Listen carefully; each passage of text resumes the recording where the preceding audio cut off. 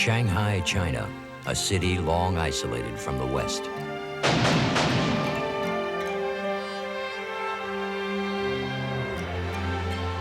For the first time, Shanghai recently opened her doors to a major Hollywood production. Empire of the Sun is directed by Steven Spielberg, one of America's foremost filmmakers. Have you ever thought about acting in something? 离开了好多时间没有讲英文了。 Saying, About I'm sorry, 30 years, 30 years he more. hasn't spoken English in about 30 years. Well, tell him he has a very good face for movies, for film.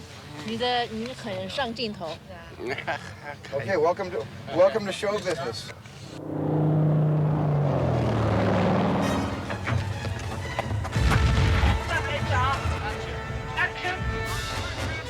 Spielberg has come to China to recreate a forgotten chapter in its recent history.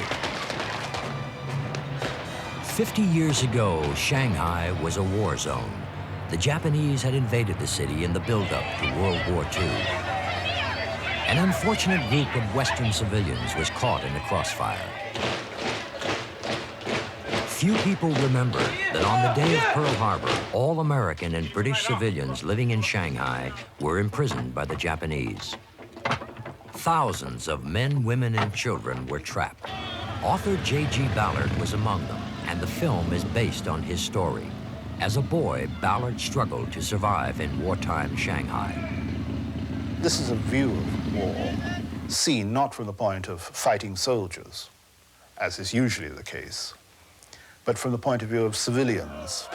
It's civilians, really, who suffer the most during a war like the one I lived through in China.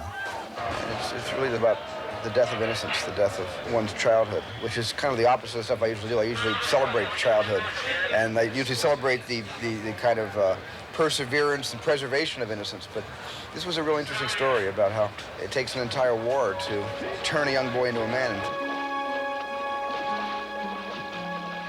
I'm Martin Sheen.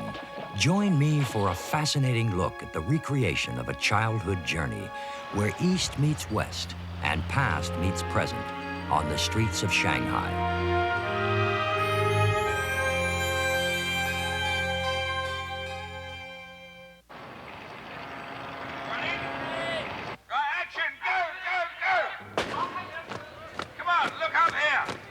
Half a century after it happened, Japanese troops once again march into China's largest city. Under the direction of Steven Spielberg, the childhood memories of J.G. Ballard explode back to life.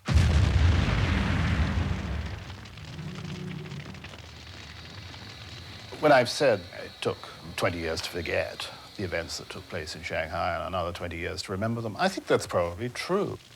I had to shut out all memories of Shanghai. Dateline Shanghai, August 13th, 1937. Long before Pearl Harbor and America's entry into the war, Japan had made strides to conquer the Pacific. By 1937, the Japanese had occupied large areas of China, including the strategic port of Shanghai. The entire city was occupied, but in an unusual move, the Japanese left one area untouched. This was known as the International Settlement. As the longtime home of Western businessmen and their families, the International Settlement was protected by diplomatic security. It was almost like a country within a country. Life here was in direct contrast to life in war-torn Shanghai.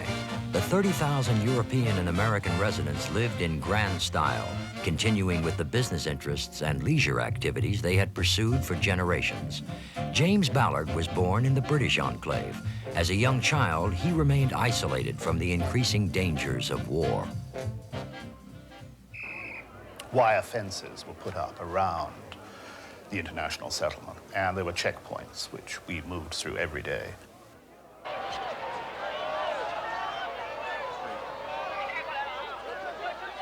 For the film, the barbed wire fences that isolated the Westerners were reconstructed exactly where they stood in 1937. Try with a real stick and just push them back, so he's on the ground. Physically push them away from the gate.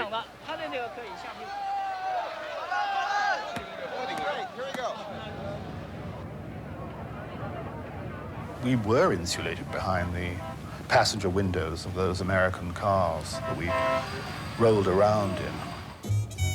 There was great optimism there, even if the Japanese did occupy the international settlement, that life in Shanghai would continue for those who stayed.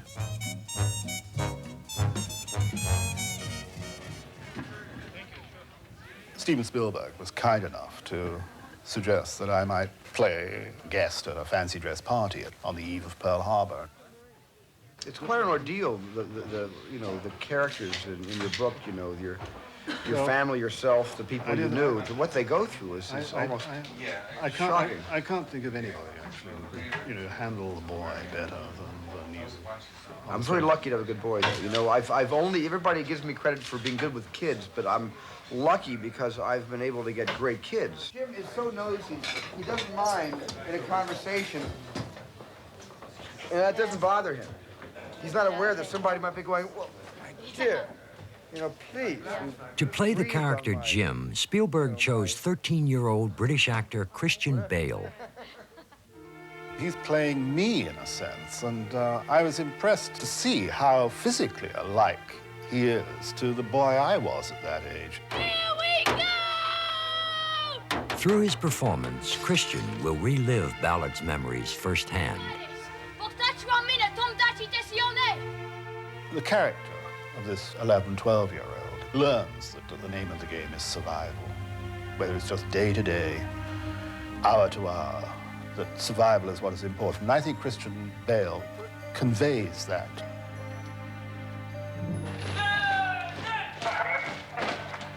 Please tell the Army that Jim's the actor, and his opportunity is to surrender to them.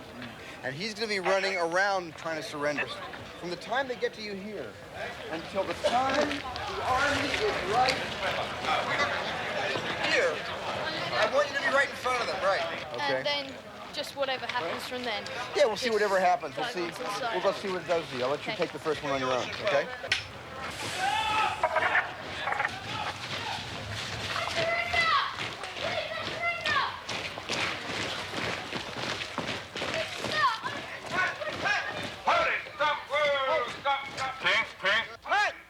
Fine, one more time, go back. More smoke, please. On the streets of Shanghai, the filmmakers always drew a massive crowd. The Chinese were more than just curious about the Westerners and their movie-making process.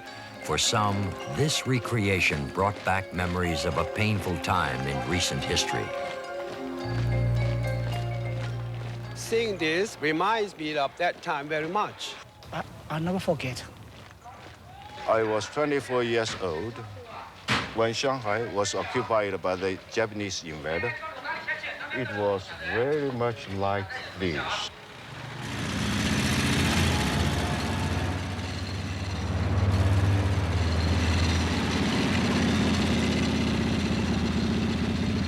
Good, good.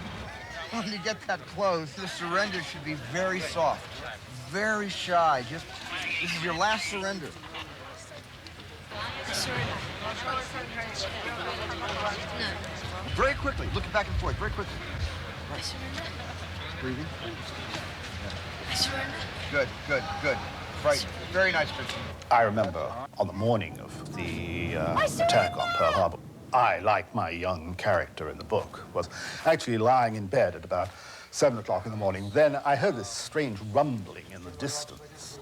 These were Japanese tanks, and I remember my parents telling me to get up. I said, never mind the invasion by the Japanese, I've got a scripture exam. And I remember my father saying, there won't be a scripture exam today, there won't be any exams at all this Christmas. And I thought, wonderful. Oh, good. See the ship? See the ship?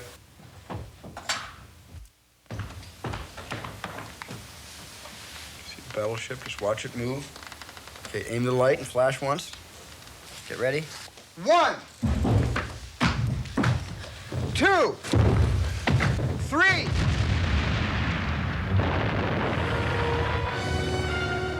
The security of life in Shanghai was shattered when Japan declared war on the West. The same day as Pearl Harbor, Japanese troops charged through the barricades of the international settlement, causing panic in the streets.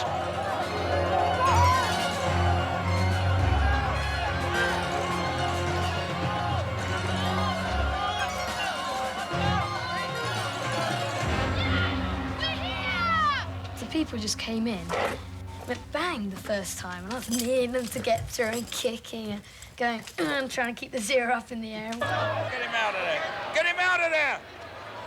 Look, get him out of the way. 让开路，让开路，让开路，让开路。 The first time, I felt a bit claustrophobic.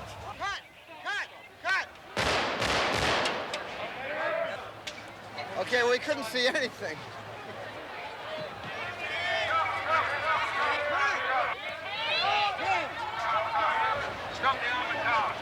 But I mean, it wasn't as bad as it looked, really. A couple of people, though, they stopped barging in.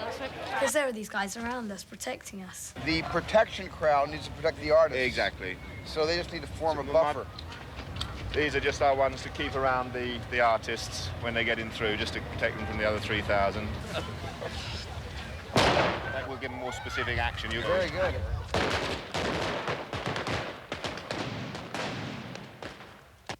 Playing the soldiers in these large-scale battle scenes were actual members of the Chinese military.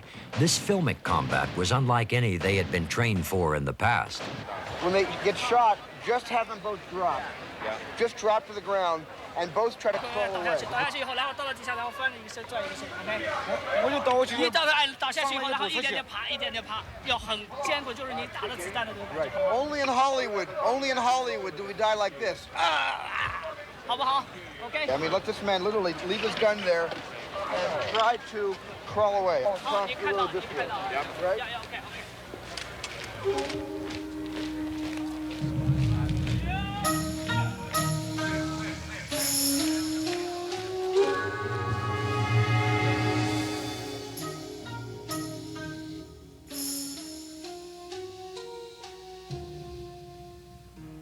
I think the reason I want you to have the plane in your hand is because you need to make a choice between your mother's hand or your airplane, which drops. And you choose your airplane, which falls. Action, go! Go!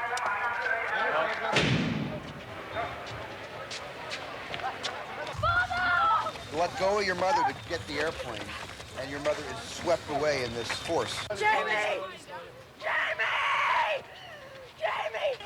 In the film, Jim is separated from his parents. He would spend the rest of the war alone. Stacy, don't leave me! Stacy! The Japanese were now in full control of the city. The face of Shanghai was about to change forever.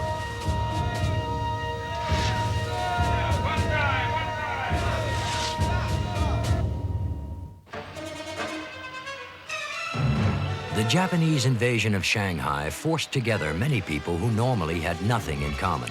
In Empire of the Sun, the character Jim meets up with a pair of merchant seamen, played by John Malkovich and Joey Pantoliano. Now move in, Jim, so we can see Basie do that. Let's go, Frank. Jim is fascinated by all the Americans he meets, as I was myself.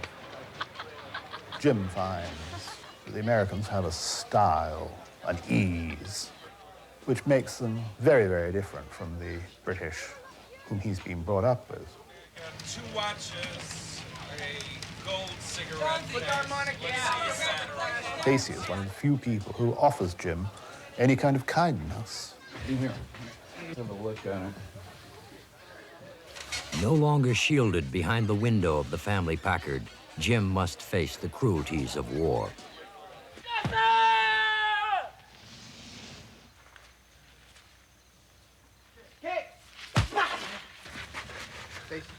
Push in. Faster, faster. And right there, Will. Your peripheral vision will show you him getting beaten, and you'll hear the sounds.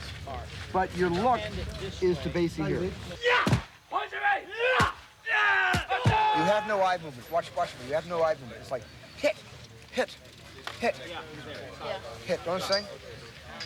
Hit, right. Hit, hit, hit, hit, hit. Yeah, I can't tell you how strong that's wonderful.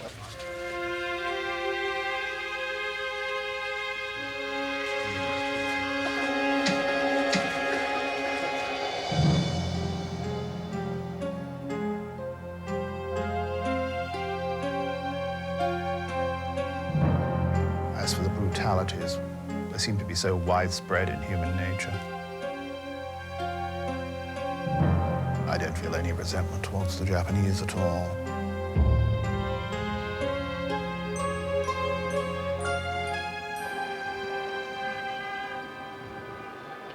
In today's Shanghai, the only remnants of the Japanese occupation are bunkers scattered about the city.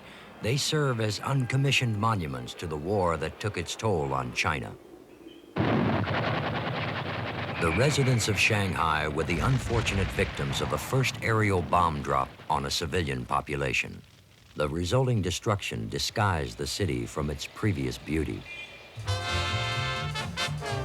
Before the war, Shanghai was known as the Paris of the East, the world's most exotic city. It was an absolutely wide-open city, absolutely dedicated to 100% full-blooded capitalism. It had this reputation of being the wickedest city in the Orient. There were something like 400 nightclubs alone in Shanghai. It was an extraordinary place, full of terrorist bombings, outrages of every kind, thousands of beggars. There were no rules, no regulations, anything went. If you can imagine ancient Rome with neon, you've got it.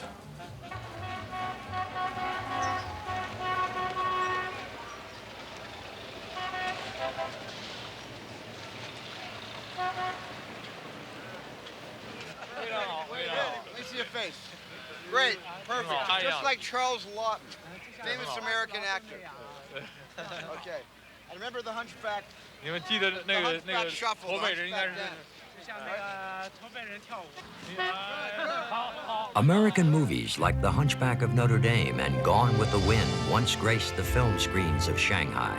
In fact, the American presence influenced the entire city. Everybody lived an American style of life, with American cars, American consumer goods, Coca-Cola, air conditioning, American comics, which I read as a child. Who's that? Is he a hero? These Black Cat comics symbolize the changes that have taken place in China since Ballard read his American comics there 50 years ago. Do you want to be like him? When the war ended, the Westerners vanished, and so did their influence. Now, the Western faces that were once so familiar stand out as visitors in Shanghai. Nice to see you. Nice to see you. Nice to see you.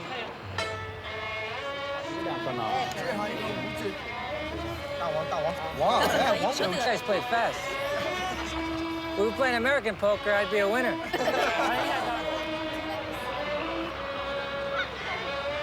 它不会咬人的。这外国叔叔他是演员，他是一个电影叫《太阳帝国》的一个主角演员。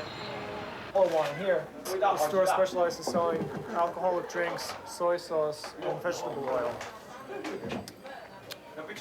Nice. It's like Harvey's Bristol cream. Shanghai is a city that overwhelms the senses, the sights, the smells, and the sounds.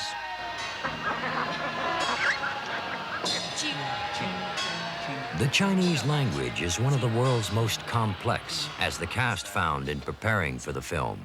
Jing. Jing. It's a clear It's in between. CH, yeah. It's in between CH, ch, and j, right? So it's Jing. Jing. Jing. 神经病. Good. Okay. And that means you're crazy? Crazy. 神经病 crazy. 神经病. Crazy. Crazy. Crazy 是 queen 那个是 queen 就是 crazy 他这样教的 crazy 他已经学过了 crazy 改了 crazy 干嘛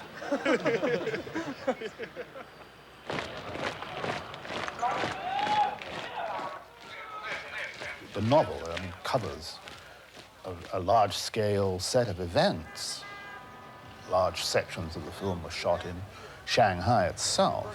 And it's very important because of the fact that Shanghai hasn't changed that much. Yeah, this looks gorgeous, Norman. Look at this. This is the shot right here. Just draw what you think of the frame of it. That's more or less the frame. This is more or less the frame with the crowd on the bridge. And Norman, Your offensive modern building is not even in this shot. Shanghai is a city frozen in time with a skyline unlike any other in China. People from the West, I mean, they created Shanghai. The British, like the French, like the Americans, recreated the sort of countries they'd come from in the first place. Nobody would have known, looking at it, it was a Chinese city. And in many respects, it wasn't a Chinese city. It was a Western city. For his most ambitious shot, Spielberg used this Western skyline as a backdrop. His goal was to transform Shanghai's busiest street back to the 40s. The 7-block area had never been closed in its history until this movie.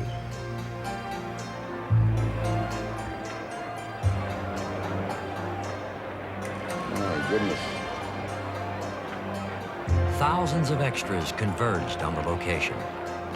Each person was outfitted in authentic period dress.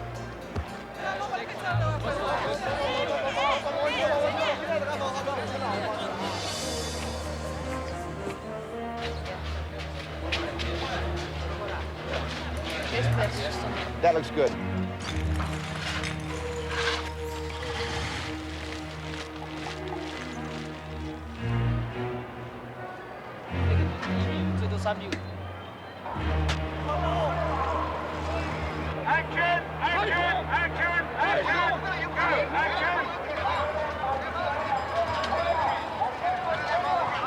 East meets West to recapture a moment in the past. For one brief morning, Shanghai jumped 50 years back in time. You are the best group of actors in the world. Thank you for a wonderful, wonderful day. I hope everybody comes back tomorrow. We'll have more fun.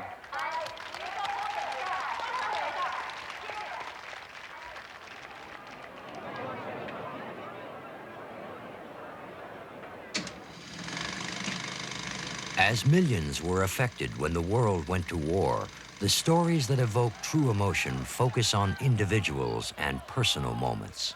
It's Jim at his most desperate. The only time Jim is this desperate again in the picture is toward the end of the film. And he's so frightened of being isolated and abandoned at this detention center. The words are not coming out. You know, sometimes when you dream at night and something's chasing you in your dream and you're trying to say, Mom, Dad, help me, and you can't, all that comes out is air, just lung air just comes out, not even a full lung full of air. It's, you know, Jim just cannot be by himself. Casey, don't leave me here! Casey, take me with you, listen! Here we go! Unaware of the dangers that await him, Jim leaves Shanghai.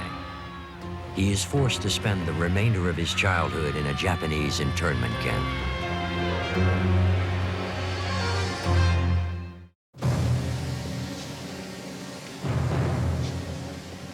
When the Japanese declared full-scale war in 1941, all Westerners living in Shanghai were taken prisoner. They were interned in 13 camps in and around the city. Like thousands of others, the young James Ballard was unprepared for what he would face as a captive. Immersing myself in my memories of wartime Shanghai brought back a whole mass of memories that I'd completely forgotten. Things like the smell of the camp and of the surrounding territory, all those stagnant canals and creeks, the mosquitoes and flies. Those are the things that I'd forgotten first. Ballard's memories of his own camp next to the Lunghua airfield served as a foundation for the camp in the film.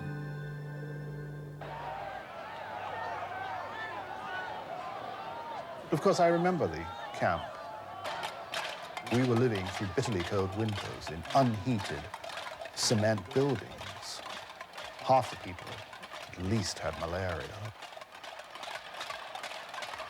So the response was as mixed as you would expect if you just took 2,000 people off the street in Britain or the United States and locked them behind a barbed wire fence with poor diet. The people around you in the Star Company have to make it harder for Christian to get potatoes. You've got to fight him more. The main diet was sweet potato. Horrible, sweet, gray pith. That was our main diet. plus rice. I cannot even stand thinking about sweet potatoes. They've started selling them in British supermarkets, and they just make me ill even looking at them.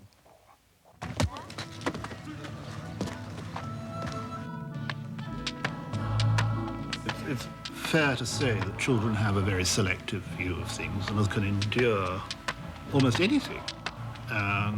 Children can survive quite cheerfully. It was a prison, but it was a special kind of prison.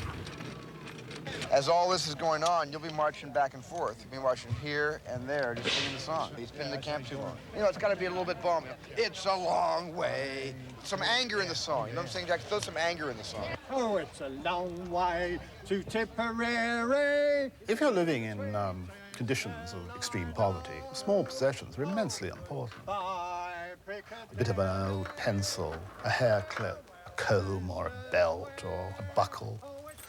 These things have a sort of special magic. But my heart's right there. Good, cut. Many of the adventures that Jim goes through are invented, but I think his psychology is very true to mine. So many things were wonderfully abstracted by a 12-year-old's memory. I mean, Ballard was only 12, and half of what happened up here. So what's great about this project is half fact and half fiction. It's a real nice blend. Something that would coincide with the way Ballard imagined his camp, or the way he wished his camp would have been, to have made his life more of an adventure.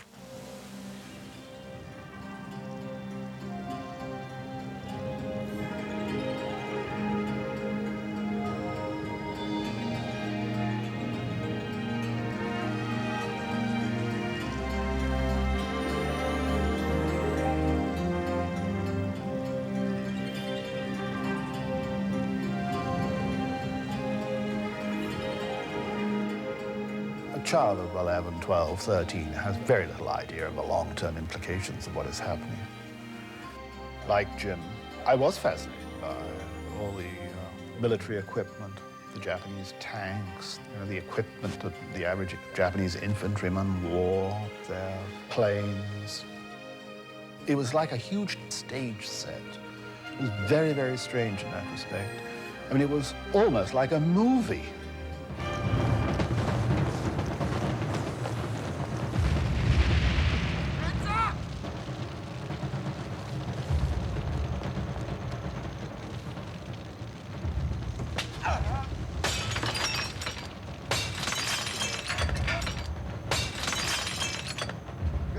Good.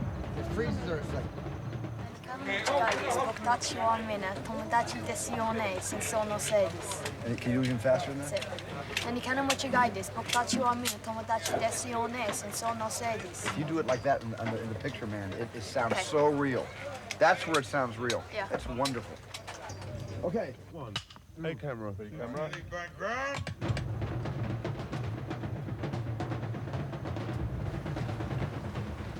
I was never surprised by any of the Japanese brutality in the camp. I never suffered from it myself directly.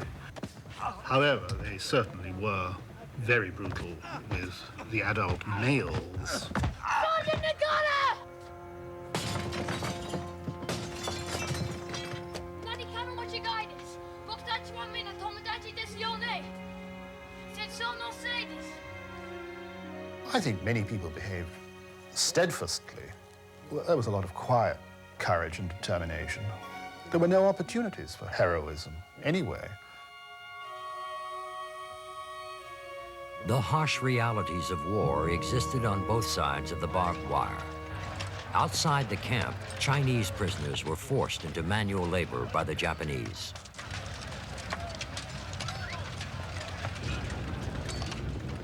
In huge work parties, they carved roads and runways out of stone.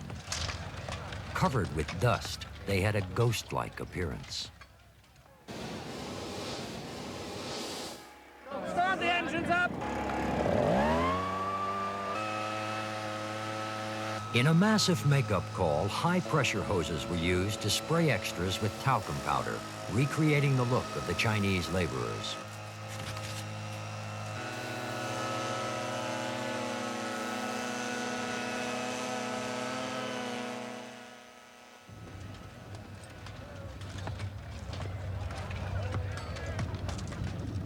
I think it's true that the Japanese were pretty brutal with the Chinese. So I didn't have any particularly sentimental view of them. But small boys tend to find their heroes where they can. One thing there was no doubt about, and that was the Japanese were extremely brave. One had very complicated views about patriotism, loyalty to one's own nation.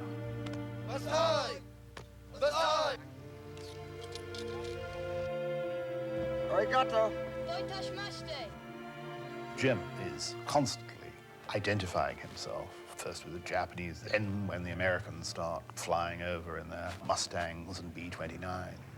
He's very drawn to the Americans. We have an important shot. And this is the shot where the plane goes by the boy and the pilot smiles and salutes the kid on the Does roof. he have to have Which is a kid's, which is a kid, this is a kid's dream, is to have a pilot in combat acknowledge his existence and salute him. It's just one of these really cool sort of action figure positions, and it's gonna be such a quick shot. You've got to really give me some a face, a real face here. Right, more with the eyes. Right, way open. Big, big, bigger, bigger.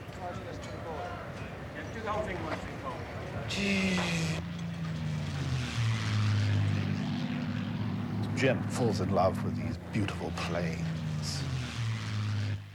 His imagination is constantly reaching out to anything that will offer him hope. And I felt much of the same sort of thing myself during the war.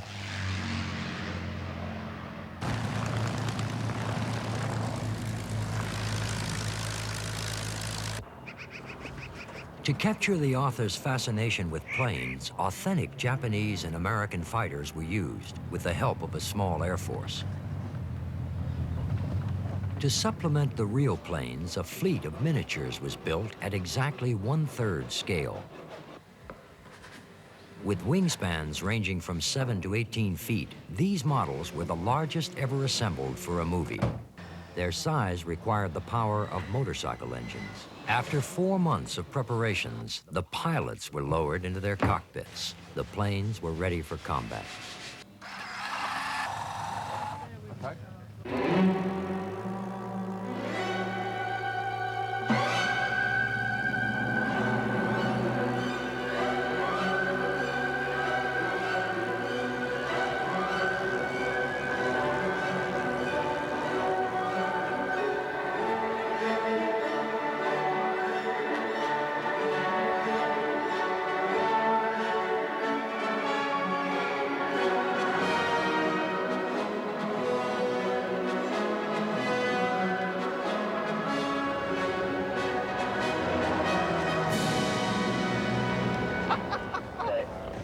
Empire of the Sun has ranged in models quite a way. The favourite one from a seat of the pants flying is the Mustang. The worst one to fly, in fact, is the Zero. I want to know which run we're supposed to drop the bombs on.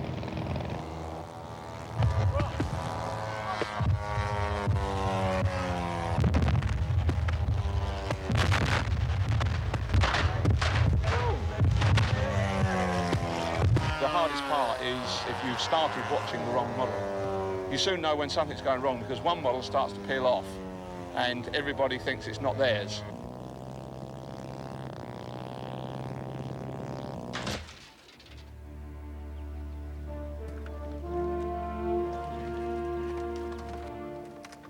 I certainly saw Mustangs being shot out of the air, trailing smoke and pilots bailing out.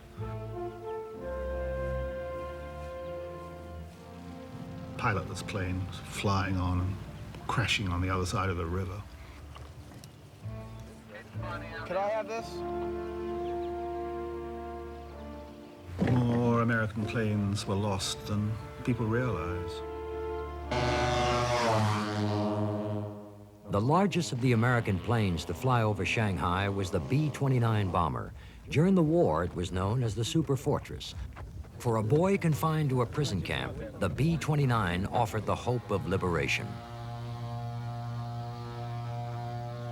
I remember being absolutely stunned by the size of the first B-29s. They were the ultimate in high-tech, streamlined styling.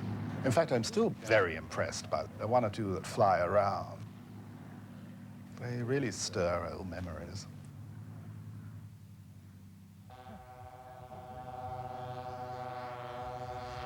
For all the freedom they symbolized, the planes over China ultimately left a trail of destruction.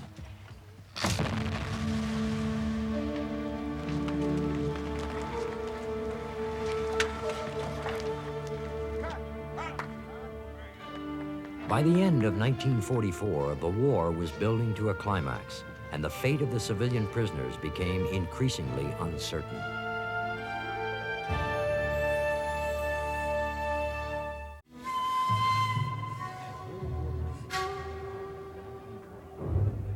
As World War II stretched on into 1945, the civilians confined to camps in China had been isolated for more than 3 years.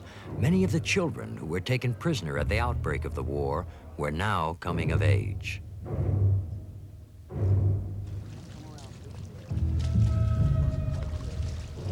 You'll come around this way, you'll approach it like this. Then I would slip under the bottom wire. I would give one more look at the tower right here. Very important. The character, Jim, benefits from the hard education that war brings to him. If you like, it's a kind of unsentimental education. That needs to be artificial barbed wire so he doesn't cut himself. I was completely out of parental control. I was free to roam everywhere and take risks that, when I look back, leave me gasping, like climbing through the wire just as a couple of Japanese guards happened to walk by and all that sort of thing. Oh, that's not too bad. It's not too cold. I wouldn't go in it. It's not too cold. Then you have to be really down on your stomach for this one. Actually crawling on your stomach, your legs back. Actually, be on your stomach with just your head out of the water.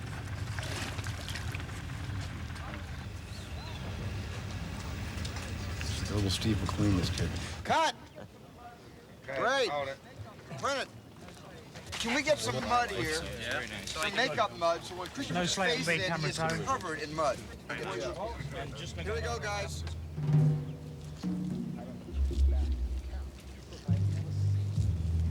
I remember looking back at the camp, which of course I had never seen from the outside. There was this universe where I'd lived for nearly 3 years, which I knew intimately. I knew every stone and every weed.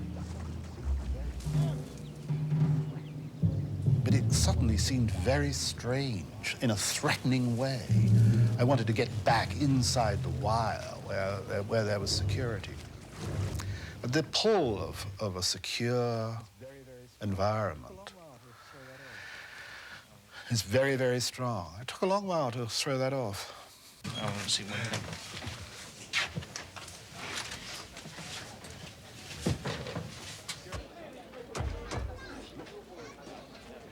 It's curious that when people have looked at photographs of me at the age of 10, 11, 12, they've always said, well, it's amazing how much you've changed. You don't look anything like that boy of 12 that you once were. But the curious thing is that Christian does look like the boy I was. I'm a pretty young kid, really, Jim is. And I turned from being a young kid into a teenager. And so that's a pretty big part of your life.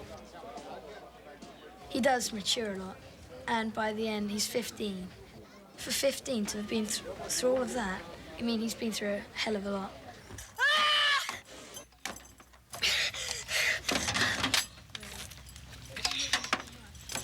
I've just had enough, really. It's just all been too much. And at that point, life doesn't really mean much to me. No, I don't. Just everybody Throw it in that corner. It's like you're wiping a tear without letting anybody see it. I don't want anybody to see it. That's fine. A little slower, though. I mean, a little slower. You see the final look, Jim? I'll stop to put in that case.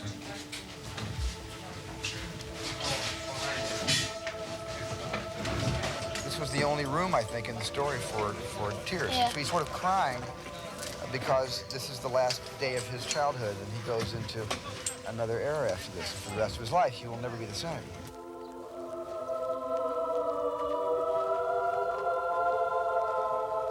I guess you could think your life was so simple that everything you once were is contained in this small box, which is not really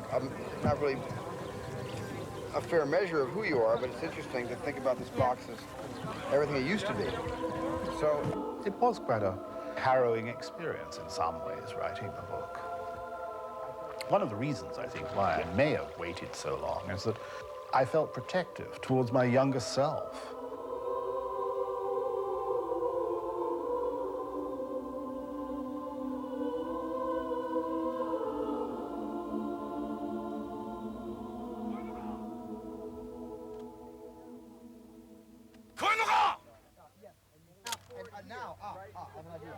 Yes.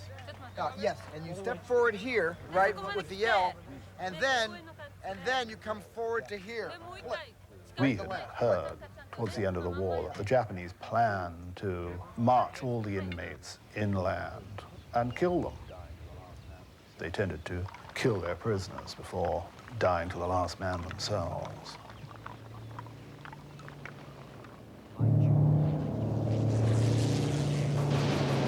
By June of 1945, the American Air Force had Shanghai within range. James Ballard was 14 years old when the American fighter bombers emerged from the skies, attacking Japanese targets in and around Shanghai.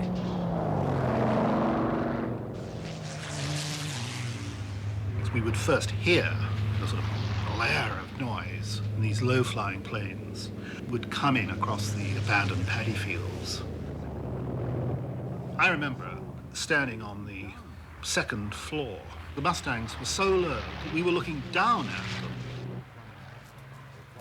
Staging a full-scale attack of low-flying Mustangs required weeks of preparation and a detailed battle plan. Yeah, no. On our first round, we should go brrr, boom. Yeah. The assault involved a series of bomb drops. To execute them, a team of aerobatic pilots was recruited. Releasing now. Okay, now hit the one relationship to number 2. So when we bomb this hangar, there'll be 2 bombs coming off. The pilots would be dropping dummy bombs. At the exact moment they hit, the effects team would trigger underground explosives. That's what makes the shot grand, I think. Okay. If the actors can get their lines and get their performances, more importantly, and we can get it on the first take after a number of rehearsals. Yeah.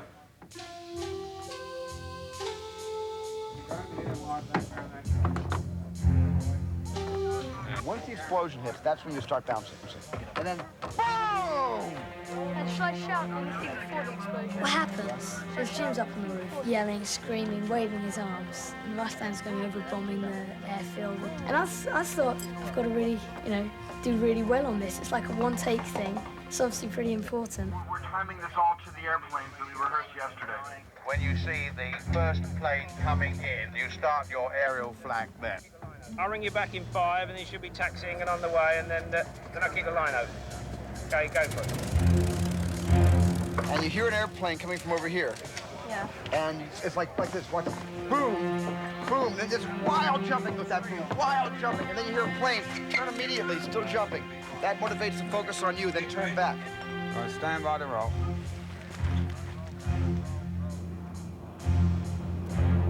Right, roll cameras, roll. Back, roll. Cameras, right away. Back. Background! Right. Christian code.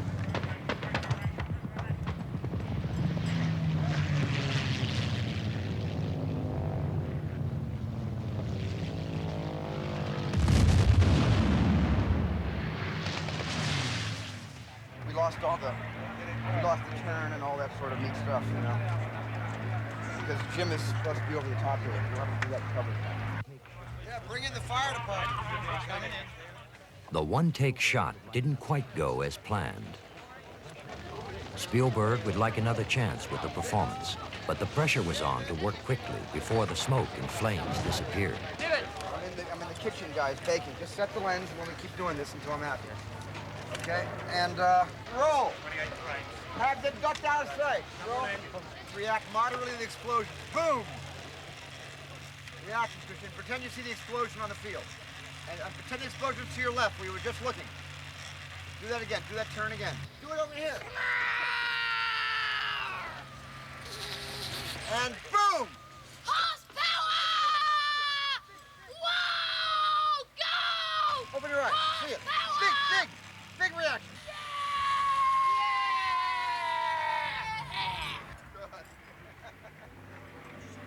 Okay. That was good.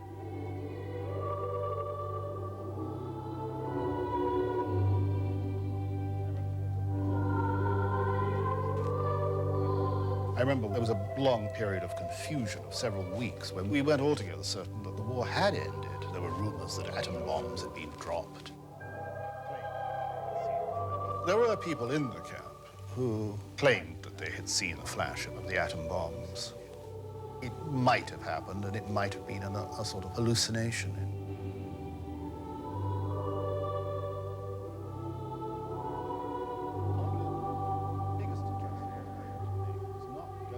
Oddly enough, the biggest adjustment that I had to make was not going from the sheltered life in pre-war Shanghai to the camp. The biggest adjustment was going from the camp at the end of the war to the peace. That was very strange because, of course, I was much older. I found the idea of not living in this small enclosed area, not seeing the world through barbed wire, very odd indeed. But Jim, in a sense, is quite happy in the camp, as I was myself. If I'm honest, when people say to me, what was it actually like in the camp? I have to admit that I quite enjoyed myself. Wow! P-51! Cadillac of the sky! Go!